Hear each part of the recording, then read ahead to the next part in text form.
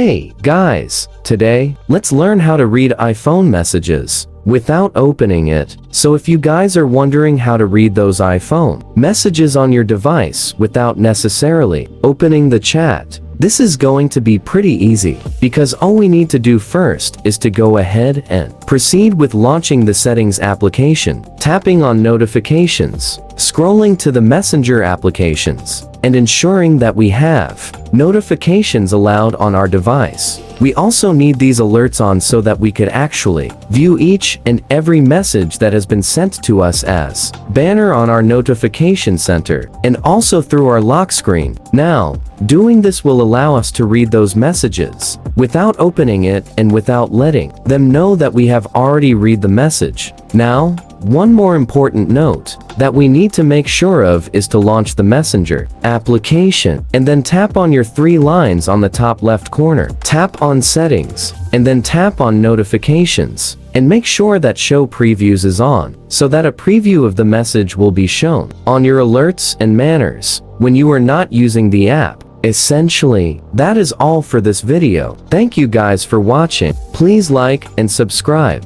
and take care.